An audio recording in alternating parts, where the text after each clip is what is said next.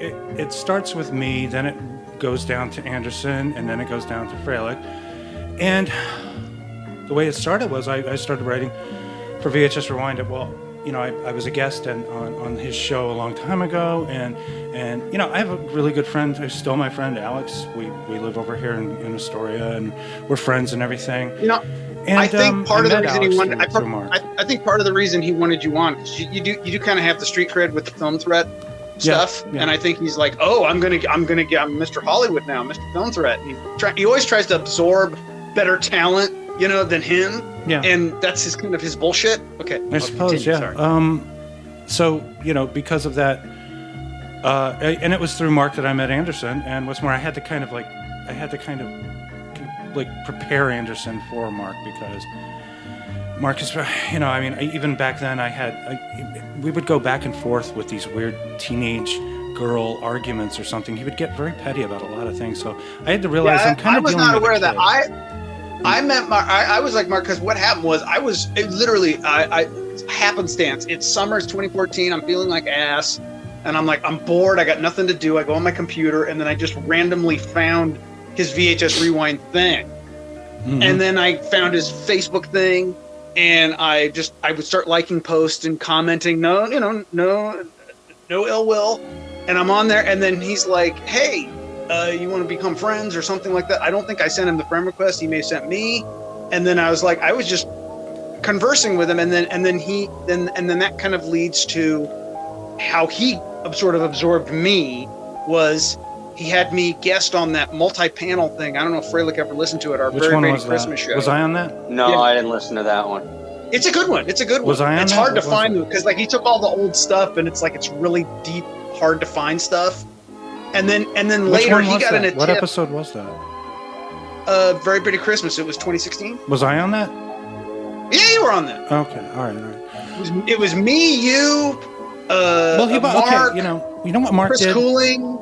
Yeah, Chris Cooling. I'll talk about Chris Cooling too, but him and Hassler also have their weird fallings out, and I think it's mainly on Mark's side. But yeah, and by the way, they had a whole kerfuffle because we did some sort of Howard Stern thing, and then Hassler had some sort of meltdown and says, I can no longer be associated with the show because of what we did, or something like some stupid thing. Did it have to do with Mark? Or I don't even know. Well, see, him and Mark got in because it was like the frequent wire, because I want to start frequent wire. It's a whole thing. This bullshit. And then he we were in a group chat, and then he's like, I can no longer be associated with. He may have even posted on the VHS Rewind thing. You're talking about FPR. That's FPR. That was his idea. Frequent Wire was me. Frequent Wire was basically. Okay, well, whatever it was. It was you, me, and Cooling, and Cuddy. Yeah. And we all agreed to work together with Frequent Wire. And what's more, but Mark wanted to have almost like a Lord of the Rings. Like we'd all meet, we'd have a meeting, and then he got pissed because he got upset because I invited you onto a show without telling him.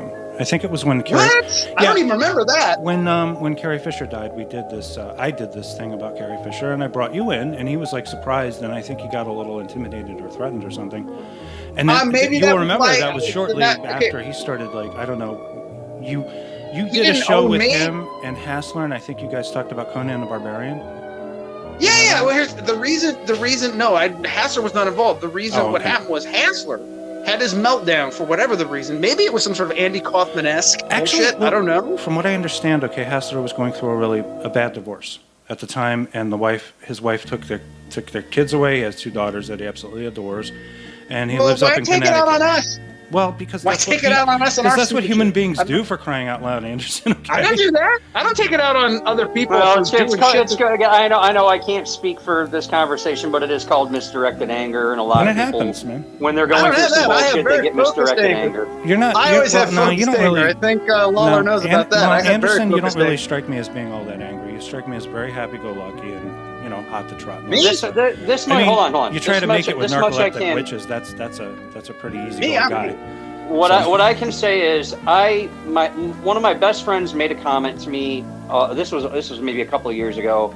He had a semi-famous musician come to his house, and he basically said, John, when he gets here, you need to dial it back. And I was very offended by that. And the very next day, I was kind of upset about that comment he made to me. And then my friend Kyle, he ended up saying something to me, and I snapped at him, and Kyle kind of clapped back. Yeah, and then 5 minutes later, I went up to Kyle. I said, look, man, I'm really, really sorry for snapping at you. I said, misdirected anger. I'm just really upset right now because, basically my best friend said something to me that really made me upset. But then I finally confronted him, and I said, look, dude, you're my best friend, and what you said really, really offended me. Because I thought we were really good friends, and now you're telling me that, this person who you've never fucking met in your life, who you've never met in the flesh, is coming over to hang out with you, who's in a band, and you want me to be on my best behavior. It's like, okay, I'm always on my best behavior. Why would you say that? So, well, I think that's where the misdirected anger.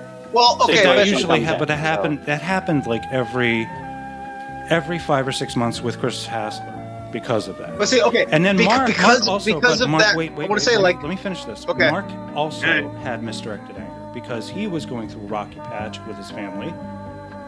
Among other people, asshole. He kept having falling out with a bunch of people. Because he's an asshole. Well, yeah, he always has these arguments, and I always had to wonder, even back in the day, he's like, I don't work with this person anymore, or I started this podcast with this person, and I don't work with them anymore. Mark, it's only until recently that I realized how vindictive he was, but I'll get into that when I get into it at the end of the story. Okay, but I want to finish. I just want to finish real quick. I'm almost done. I've almost finished. I'm almost there. Okay, so because of that falling out, and this was, I say, like late 2016. This was around the time I didn't even know that he was pissy about that thing. But me doing that show, I was like, dude, we're people. We're talking to each other. We're doing shows back. I mean, we were all kind of cross-pollinating anyway. We did a thing with Chris Cooling. We did a whole it didn't matter. None of us are making money. It doesn't fucking matter. Okay, so because of that falling out, he came to me and he said, hey, you want to be my co-host because Hassler's out? And I said, are you sure? And he said, yes. He's not coming back. He's like, yes. So we do a few shows. They come out okay, I guess. I found a few of them that, he buries them deeply in like other things, and you can find them if you really look. But it's like a lot of them he just erased in his Führer, I guess. And we do a few shows, and then Hassler comes back.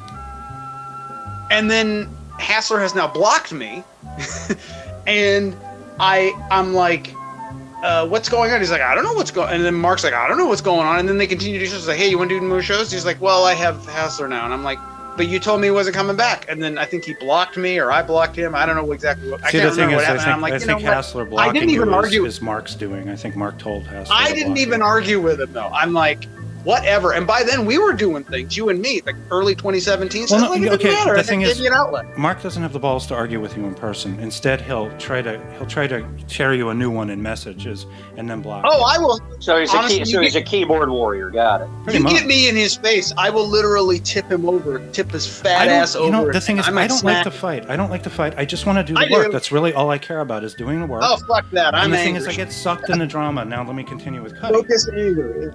So what had happened was, at around some point, he had an interview with Geno Cuddy. And Geno Cuddy is to describe him, he's an entertainer. He likes to call himself a public figure on Facebook, but nobody really knows who he is. But he has a lot of devotion to like interesting formats and interesting. He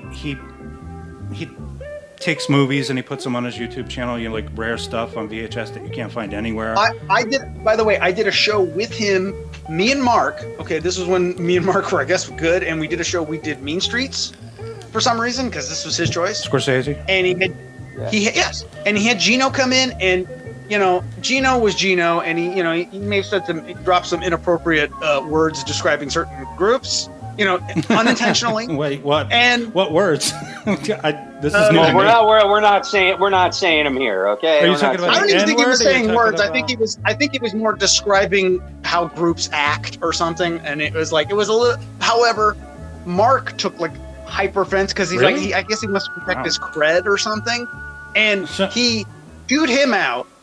And then is he talking about Italian people? Is that what it was? Italian people? I don't know what I can't remember. I'll have to find the show. I mean, like I can't find the lost show because he didn't. All I have is the show that me and Mark we redid it, and then he does this thing where he's really mean, and then he kisses your ass, and he's like he did the show with me. He's like, now that's the way we should do things. So they're like, okay, whatever. and then I went off and lived my damn life because it's a fucking podcast. Who gives a shit? Mhm. Okay, but like Geno was always kind of in the mix when he brought Geno on, and it's a weird thing, and we've discussed this too. He doesn't have a dad. His dad died, and it's like he tries to find. He never got in it with me about that, but it's like he kind of finds like these men that like are somewhat authority figures and kind of become the replacement dad or something. I think I was one for a couple of months. He did it with Mark. He did it to you. He never did it to me. I guess he considered me more contemporary. Maybe I'm more on the spectrum or something. We did a show. You and me. When we did our video thing. Disney. We talked about Disney. Yeah, we did Disney. He made a video for us, and he showed us his collection. Yeah. And we had a good time. Actually, it was a really good show. And that's how we met Freilich, by the way. That's how, because Freilich was an early listener of the video series that we did, which is one of my finest achievements, I must say. And then we brought Freilich on to talk about what? We brought him on the final episode to talk about all the small labels, right? And we talked about all the like Vestron and all that other stuff. When I ended up showing you some pictures of shit out of my collection, and that's how long ago was that? We brought him in for a cable, like a little bits for cable, and then we did we talked about that too. When was that? Was that 2017? We brought him in. Was that 2017, 2018 kind of thing? Yeah, 2017. Before COVID, yeah. I just remembered something bad that I did that I probably shouldn't have done. Okay, it was around the time I was pissed off at Mark and he was doing stuff with Geno, and I did post, like, this was on, I think, on the Frequent Wire page or something, and I posted basically, and I couldn't do it because it wouldn't let me send two GIFs at the same time. But it basically, I basically did always two. There are no more, no less. And I wanted to put like the Patton Oswalt freaking out on the computer thing, and then Chris Farley in the Chippendales Dancer doing the belly thing, and I wanted to do both of them. I ended up just doing the Chris Farley, but it was enough to piss off Geno. Oh my God, you were that was not my best moment, but it was still funny. Bitch. All right, so now the thing with Geno Cuddy and me is he kind of latched on. I did a lot of work for him, and I did a lot for unpaid too. And there were times when I fell out with Mark, and Mark got pissed off at me because the first time he got pissed off at me was because he was editing one of my films, and he sent back some of his edits to me, and I said, this is kind of film school 101 editing, and he got really pissed off at me. And then he started yelling. He does this with the messaging thing too. Geno is the same. Very weird and bipolar kind of behavior where he's your best friend when he wants something from you, because that's the only kind of relationship he's used to, is a transactional one where he can get something from you or he gives you something in return. It's not really friendship. You know how like the three of us hang out here? We may piss each other off occasionally, but we enjoy each other's company, and that's kind of like friendship right there. Well, look, you and I have had our tiffs, and it always seems I wish I knew how to quit you. Well, that's because you're a dirty cunt hoe, and you always come back. I am. I'm an asshole. I suck. But I'm the neutral one here. I haven't gotten into it with any of you guys. I know, and Freilic's a street fighter. I don't fuck with street fighters, so. Well, I've always said to Freilich, look, this is between mommy and dad are fighting right now. It's not about you. You know, I've always been like that. Like, and I've told him, like, Freilich, you are the best of us. You are the best aspects of us. You don't have any of our problems. You have your own problems, but you don't have our problems. Plus, he kind of like, strangely, even though he's a little bit Irish, he brings a knife to a gunfight. But the point being, that's the Chicago way. When I had like a second falling out with Mark, and then he came back, and then he introduced me with Geno and everything, and we did a lot of really great work together, work that he had to erase eventually because my name was in it. But yeah, and Geno, that's fucking bullshit. You did a ton of stuff for him. Like, I would say, like maybe he cut you off like a year ago or something. It was a year ago, Mark? And we'll get to that. But this is Geno. This is the story of Geno Cuddy, and I worked with him several times, and I worked for him, and I helped him on several projects. The first thing we ever did was a really great video called The Elephant in the Room, and I set it up, and we talked about a few things about censorship. We talked about the media. We talked about the government. We talked about movies, like we talked about Song of the South, Birth of a Nation, Gone with the Wind. And I put the whole thing together. I produced it, and I put it on my channel. Then he decided he was going to have a falling out with me later. But that's not the end of it, though. I worked with him. I wrote. He had this thing. He was doing a show on. He had a public access show in Connecticut, public access television called Geno in the Evening. I appeared as a guest, and I spoke on it. And I also spoke. And I'm still friends with a congressman up there, William Wilson, I think. And we're still buddies, actually, because he's a nice guy. And we talked on the show. We talked about the government and all that. So, basically whatever it was. And then later, he was going to do a show about Tommy Cooper. Tommy Cooper was a magician who died. His obsession was Tommy He had Cooper. an obsession, yes. He's one of these people that obsesses, right? So Yeah. he was obsessed with this British magician named Tommy Cooper who died on stage, and there's video of it. Yeah. And I did all this Yeah. research, and I wrote up these notes for him to help him out on the show. He's like, could you help me out? Could you write something up for me?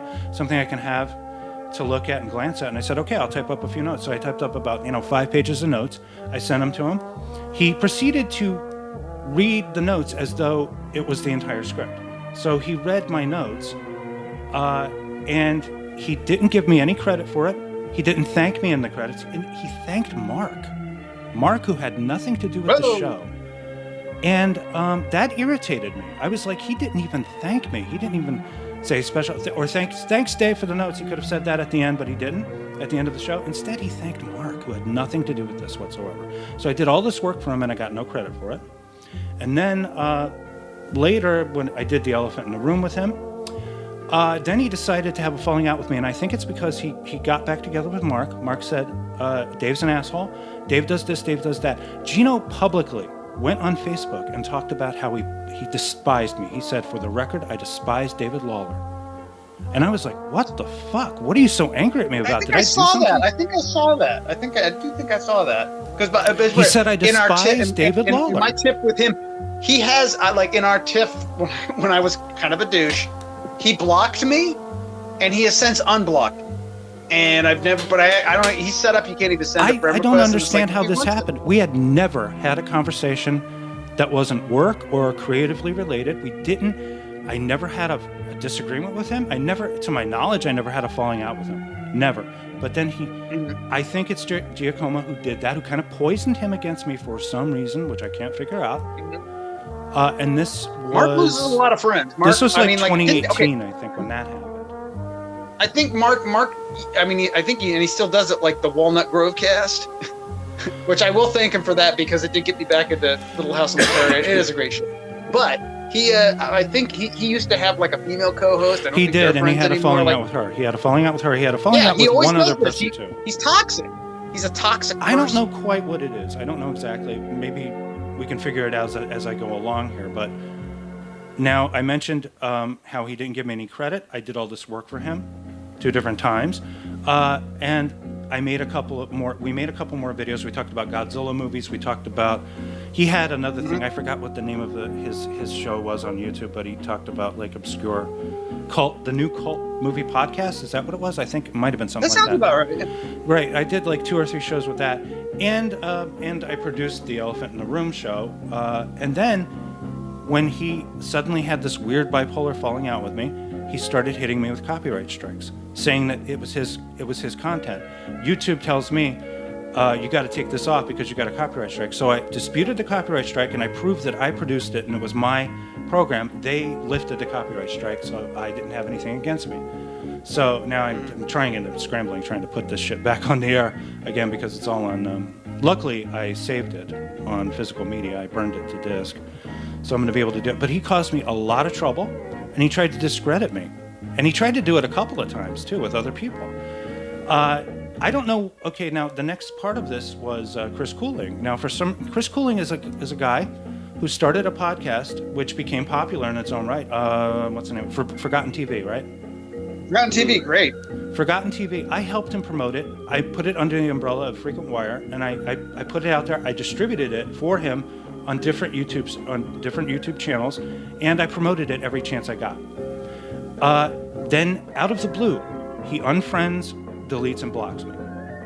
And I don't know where it came from. I can get into this. I can get into the psychology of Chris Cooling because I'm still friends with him. I never got. And what's more, I mean, like I've tried to reach out to him on occasion, and he doesn't because his Forgotten TV is a public installation, so I can communicate whenever I want, even though he has blocked me.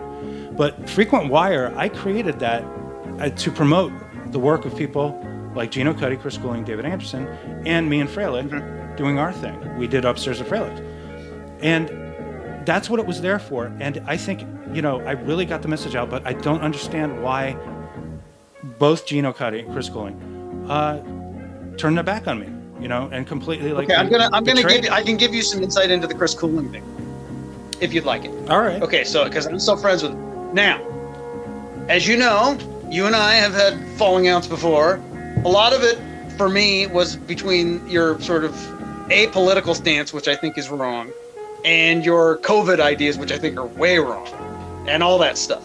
And COVID doesn't exist, and Biden was never won that election. Sorry. Whatever. We'll do a show. We'll have another argument show. It'll be great. But anyway, his views on these things are even more angry than mine. Okay, and so he was hyper offended by your stance because he feels like, much like me, he feels like putting certain things out there to confuse people is a dangerous thing. And I didn't put anything out there. It's just my personal opinion. And being hyper offended by someone's opinion is but psychotic. Also, like he's like, acting on it is crazy. I'm sure he felt like, you know what? This guy is against almost everything I believe in. I don't need to be friends with him. Yeah, he promoted my work, and he went out of his way to promote my work. That's all you should be thinking about is the fact that I helped you. Well, I don't care look, if you disagree. Loyalty will only get you so far until somebody pisses you off so much they just go away. I did that. I did that with Geno Cuddy too. I have pissed you off a couple of times so much that you unfriended and blocked me. So, stuff happens. Yeah, but then I turned around and realized how stupid that is, so I don't do it anymore. I really don't. I never blocked Cuddy. What can I say? He thinks I blocked him. Cuddy thinks I blocked him. But that's when we get into the final half of the story here. But I never blocked him. Okay. I just wanted to give you insight. Yeah, but okay. The thing is, what you've done though by explaining this is made him seem really petty and bitter and nasty. And this is not somebody you ever want to... He is, I will say this, and I say it with love because he's my friend. It's Jeacoma level of pettiness. Yeah, but it's almost like on like the opposite of like, as right-wing as you can be, he's super lefty.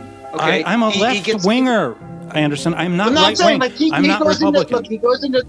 All I'm saying is he goes into some, because you don't see his posts, there are some conspiracy theory things that I kind of agree with, but it's like about like being watched and everything by the government, which is kind of true. Right. And are you permitted to be offended at that and not have to walk away from it because you disagree?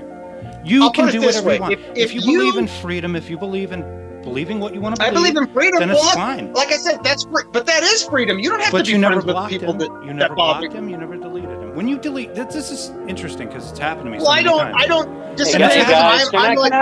Guys, can I interject here for just 1 second, please? Can I just say, ex-girlfriends and people I've known for real in life have deleted and unfriended me, and that's the same as wiping out someone's existence forever because you never see them again. Now, come on, you don't have to be friends with people if you don't Gentlemen.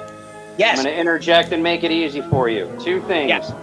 A, I don't give two shits and a fuck about other people's personal politics or religion. However, if you are on my Facebook friends list, and not you two in particular, but there are people who get a little too left-wingy or right-wingy for my own good. They start spouting off shit that I don't care about. You know what I don't do? I don't argue with them. You want to know what I do? I snooze them for 30 days. I don't unfriend them. I don't do anything like that. I just snooze them for 30 days. Because you know what? If I don't want to see that shit, and if I don't want to read that shit, I just snooze them. The problem is, but this is the problem here. I never post anything political on my page. I don't. And number two, I never talked to Cooling about anything political. Never. We never had a conversation about that? political. Very sure. Okay. I'll tell you what. I will ask him. No, this is something else. I'll tell you what I will do. I'm telling you. This is what he's going to lie. He'll lie to protect Mark. This is Mark. Stop it. Let me just explain this. Let me just explain this to you. I will ask him. He did this recently too. I know this is Mark because if he can't control you, he'll try to destroy you in some way. He'll discredit you to other people. He did this with Cuddy, and then he did this with another person who figures into the story later.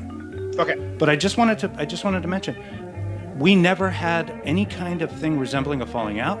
We never had anything that looked like he or I disagreed with each other. Our relationship was strictly professional. I had him on the Twilight Zone show podcast that I did, and we talked about a couple of episodes, and we had a good time doing it. And I knew a little bit about what he was trying to do, and we tried to work something out together because, he was doing work, and he was doing it under the frequent wire umbrella. But it didn't happen that way. All I did was try to help him and promote his work. And that's all. And no one else had ever really afforded me that opportunity. Mark, whatever he gives you, he eventually takes away, like he did with the work that happened last year. I will ask Chris Cooling. I will ask Chris Cooling because I'm still friends with him. That's great. He's not going to give you an honest answer. What makes you think he's going to be honest with you? Yeah, I unfriended Dave because I'm pissed off at his politics. No, he sounds like a fucking little girl, a fucking prepubescent girl if he talks like that. He's never going to say that. He's going to say something else. I frankly don't care anymore. You're putting thoughts in his head. You're filling spaces where you don't know the answer. Anderson, I'm 53. I'm not 13. I don't give a shit anymore about this stuff. I'm not going to let it bother me. All I can do is throw my hands up and be like, I don't understand people. I just don't understand. And the thing is, it's coming full circle again. It's coming full circle again because last year, Cuddy out of the blue contacts me and he says, hey, I'm doing this thing and you want to help me out with it? And I was like, okay, yeah, what is it? He's like, well, I'm doing like Westerns because he has his new show now. He has a new show on his public access thing called Sunset Cuddy or something where he talks about, I don't know, silent and old Westerns, really old Westerns. And I helped promote that too. I promoted that and I produced a show for Cinema Obscura about tumbleweeds, this movie that he restored. He restored it and he brought it from like... Right, this was recently? This was last year, I don't know. This was last year, so this was after your whole blow up. He comes back and you take him back. No, it was it was before the blow up with Mark because he came back and he was doing the show. So it's like, well, you did this restoration. He did a 4K restoration of this movie called Tumbleweeds starring William Hart. Yeah, William Hart, old Western guy. And I produced it and I produced the show. It was one of the first ones we did for Cinema Obscura.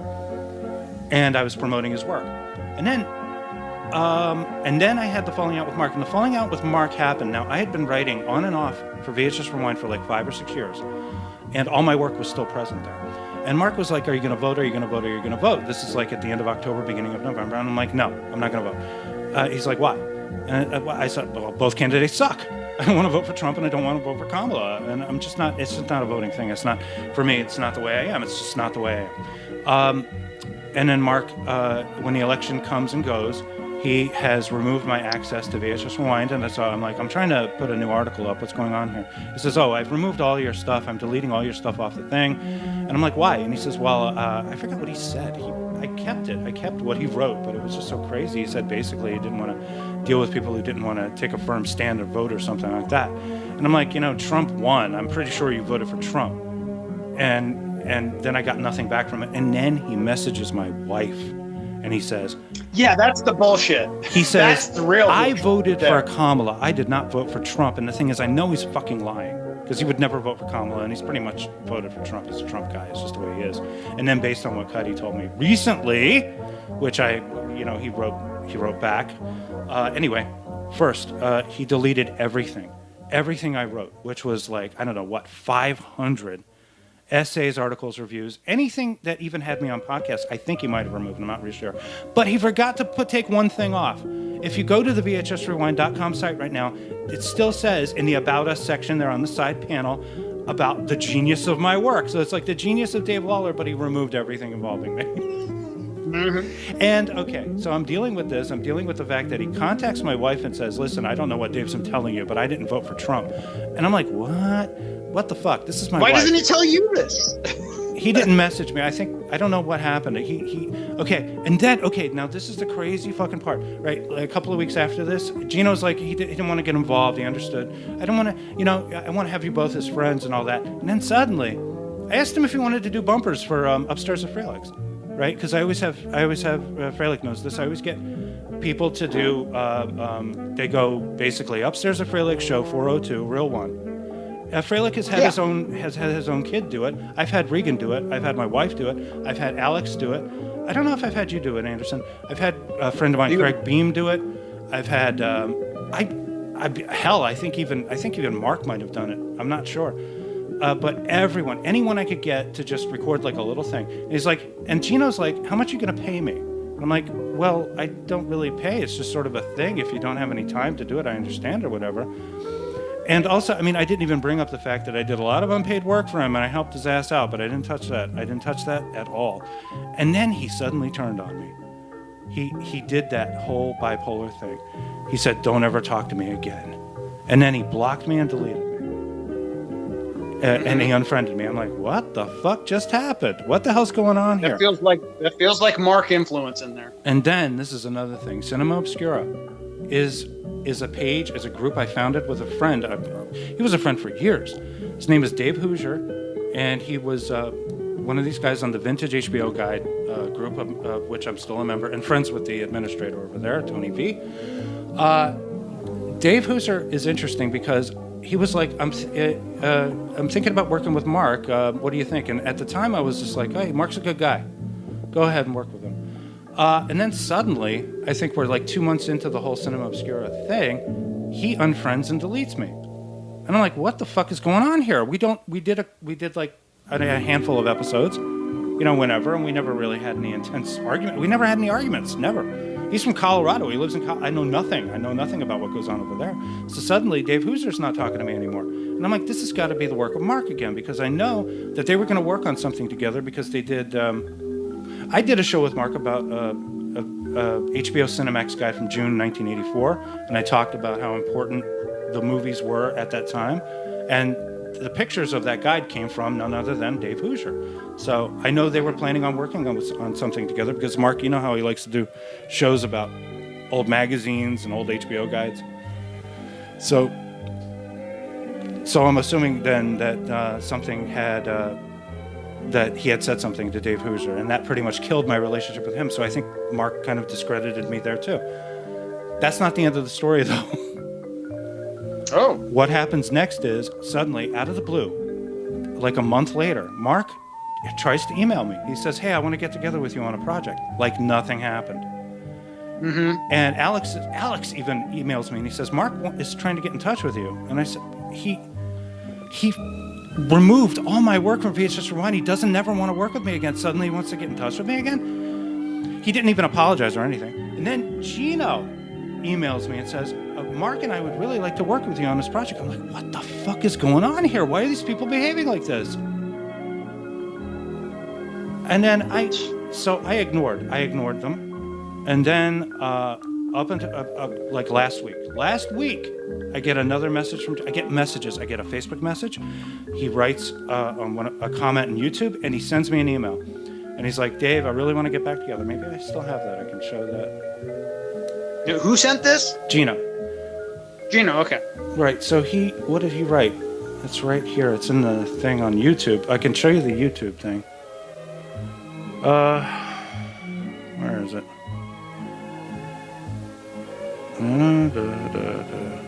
Come on, Geno, where are you? I saw it.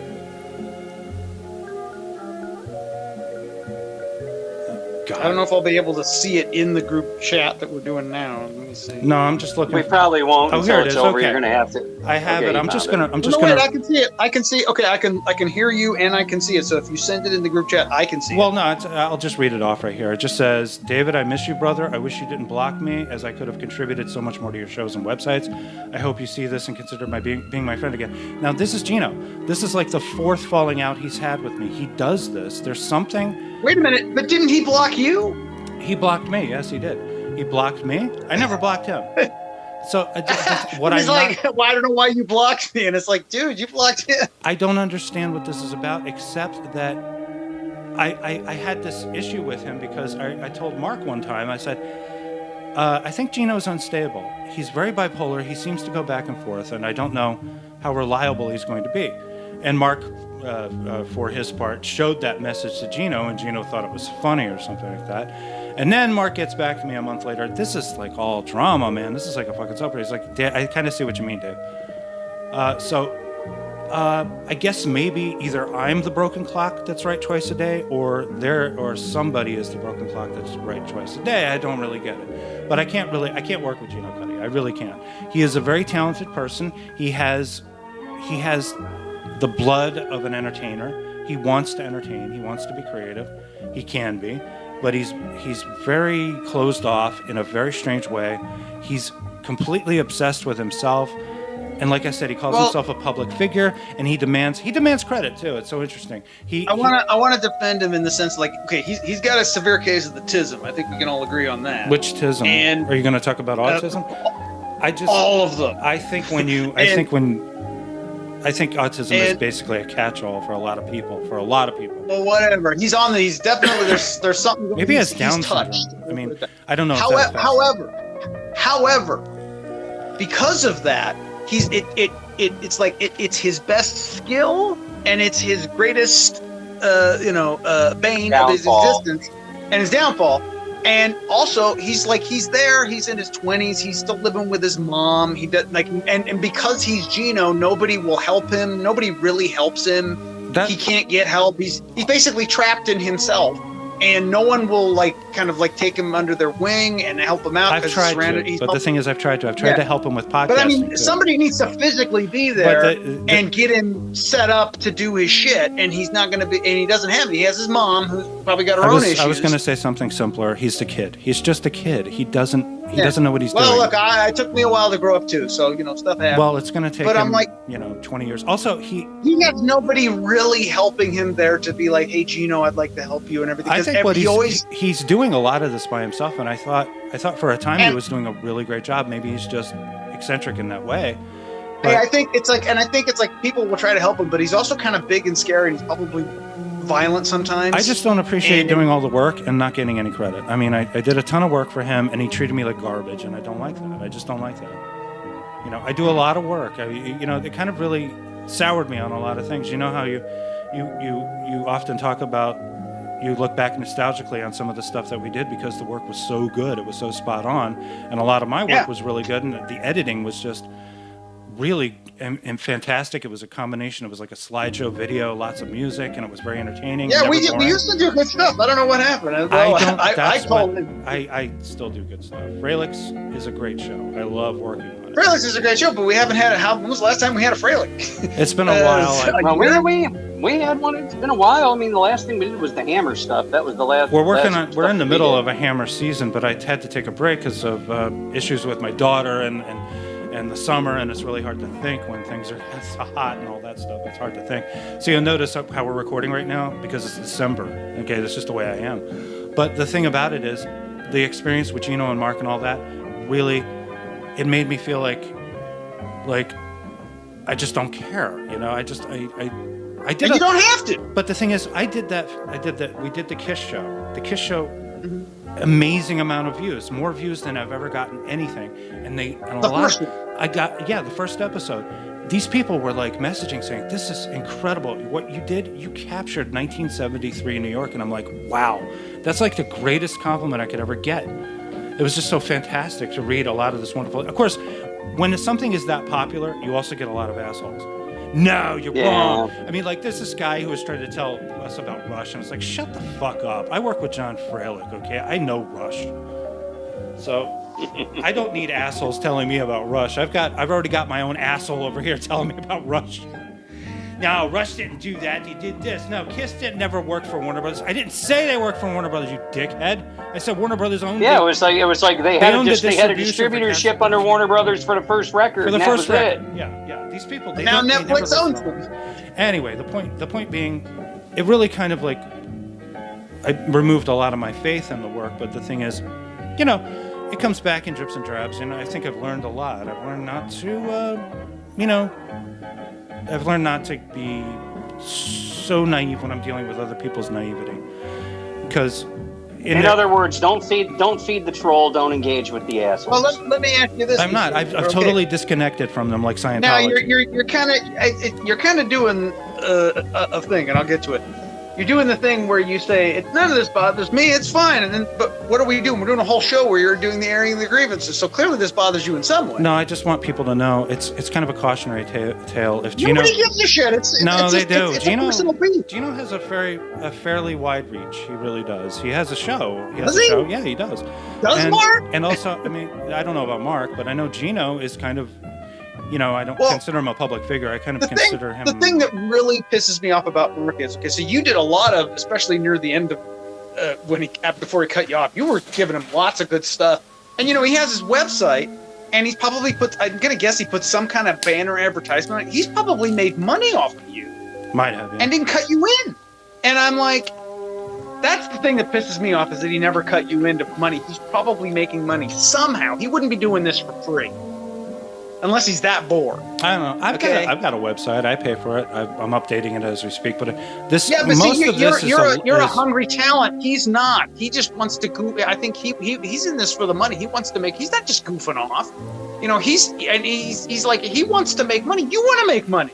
Yeah, the thing about it is, if you look at the views on his stuff, it's not really that much. I mean, like, we've gotten more. Upstairs at Fralix has gotten way more views than a lot of the VHS Rewind stuff. He gets he gets them like in the 100, maybe 200. You know, on a fair day. You know, I mean, I think we did a Breaking Bad series where we talked about Breaking Bad and Better Call Saul. We were getting like 1,500 views on episodes and stuff, just regular stuff. I think remember the best episode we ever did was when we talked about the Further Adventures of Tennessee Buck, like, because nobody else ever talked about that movie other than you and me. That's insane. Then, like, I couldn't believe that. I think we're up to 5,000, 6,000, 8,000 views or something on that one. Yeah, because, you know, it's like you and me were the only two people in the world that had the balls to talk about that movie. You know, it was like, and the sad part is, to this day, we are still the year of our Lord 2025, going into 2026. You can only still get this fucker on VHS and Laserdisc. You know what you can do? You know, it's sad. It's fucking sad that a movie like that got lost to time. You know what I can do? You keep promising me a Laserdisc, a rip of it, right? You know what? Now that I'm finally, you know, housebound and can't go anywhere, and here's an even better one. Now that my Laserdisc player is finally hooked up to my DVD recorder because I need it as an upscaler, now I can finally do it for you. You know, but here's the problem. I need to find my blank DVDs. Well, I got a question about your DVD recorder. Can some of them do?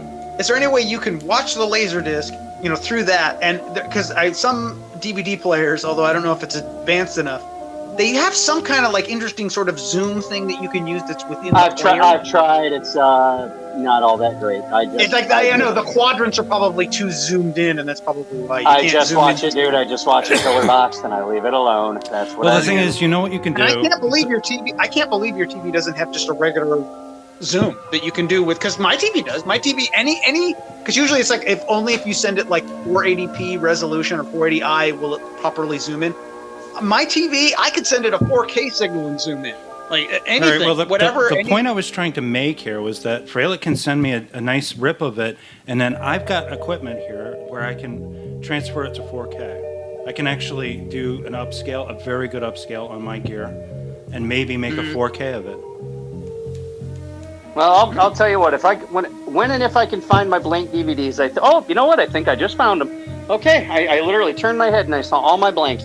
So yeah, I know exactly where my Tennessee Buck Laserdisc is at. Yeah, I can just pop it in and record it. If you posted it to YouTube, do you think you get a copyright strike? Well, of course, because here's the thing.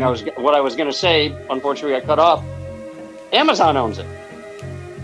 It's not even streaming on Amazon or anything? Actually, the funny part is, hold on, listen. Did MGM buy it? It was on streaming for a little bit. It was on Tubi. The only problem is they don't have access to the negative, because the only version that was showing was a DVD rip of the fucking Laserdisc, or a rip of the Laserdisc, or a rip of the VHS. That's what was showing on streaming. Yeah, because I'll see stuff on Tubi that looks almost like it was ripped from VHS. It is, because they can't find the elements. Like, there's this old movie that came out 40 years ago called The Zoo Gang, and all it is just a bunch of teenagers trying to defend their club from a bunch of assholes. It's an early Jackie Earle Haley movie, or it was like right after he was a kid star, and this is right when he was starting to fall off and shit. But anyway, they can't find the elements for it. So instead of using the elements, they use the VHS rip.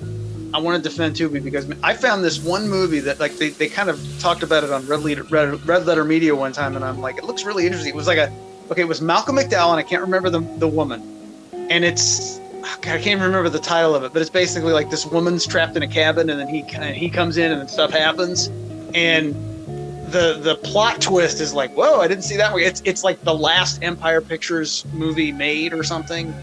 I can't remember the title of it. It's Malcolm McDowell. It's like he goes into you probably look at Malcolm McDowell cabin movie. It's really good. And I'm like, I'm not going to look up the Malcolm McDowell thing. I want to see if I'm right, if friggin' Tennessee Buck is still on streaming someplace. Because I saw it was on streaming, and I'm like, oh, cool, I'm going to watch it. And I'm like, oh, it's just a fucking VHS rip. What's the point? I do have issues with Tubi, though, because I know a couple of filmmakers. Among them, Fred Olenray, actually, is a friend of mine. have complained because they suspect that Tubi is using bootlegs that without their permission of certain titles. It's on Tubi, by the way. It is on Tubi. I just checked. What, And remember how I said how MGM owns it? Streaming on MGM Plus and Tubi. Told you MGM owns it. They just can't. They don't have the negative. They don't have a print. Like they can't find anything. So they had to resort to a VHS rip or a Laserdisc rip. So that's how it goes. Sometimes. Meanwhile, they have the original camera negative of like a Samurai Cop in 4K. In 4K. Like, okay. In 4K. Unbelievable. Hey man, it's some of that shit. Some of it gets well preserved, and some of it just gets buried to fucking time. That's how it goes. I mean, the cheaper the company, the weirder it gets, I guess. I mean, but then again, Tennessee Buck was Transworld Entertainment, and how many of those Transworld movies are out there? Like fucking Killer Clown's got a 4K. That was a Transworld movie, $2 million budget, and they had no problem with the negative for that. At least you'll never have a problem finding Boxing Helena. Why did you have to bring that up? I mean, okay, fine. Even I'll toot my own horn. That was one of the best Upstairs at Fralix episodes we ever fucking did. Because I tore that movie to fucking shreds. I'm gonna die on that hill because that movie was so fucking stupid. Nobody liked it. It's okay. Oh, well, I enjoyed Bill Paxton screaming and wearing. Let me tell you something. A certain. Let me tell you something. There is a certain segment of the female population that wants Julian Sands to put them in a box. Okay, so I'm just saying. Unfortunately, Julian Sands is now in a box 6 feet under. Oh, he's not in a. Well, what's left of him, what they found in the desert. Yeah. Bad joke on my part, but you segued so perfectly into it. I couldn't fucking help myself. I'm sorry. That's sorry okay. to the family of Julian Sands out there. I didn't really mean that. It was just a good joke that I couldn't fucking turn down. So hey, he was old. Okay. So I just that was the story of Geno. But the thing is, it's meant to be a cautionary fable. I'd say anybody who runs across him should be aware of these bizarre mood swings that he has, and maybe he'll because I have a lot of faith in Geno, and I think he'll be able to do things. Does this wrap it up in a bow, and you can just sort of set it off to sea and just let it go and let it go, let it go? You got to just let it go. Can you do that? Like, I'm not Geno go live his life? He has to actually want to live his life. It's really up to him, frankly. Well, it can't. Look, it's not. I'm sure it's not. Look, I have an easy life, and I probably have the easiest life of either of you guys. And it's still a huge fucking pain in the ass. And anybody else has it worse, and he has it tremendously worse. So he's suffering tremendously just existing. And he also, so people should be aware he's not a complete victim. He is a victim of himself. He's a victim of his own narcissism. He is completely absorbed with himself. He can't escape from himself. But he thinks that he's owed something, and that's kind of a problem. Well, that's a generation. Maybe, I suppose. I mean, I and Fralick, like we're the last generation where we realize that life is just a big shit sandwich.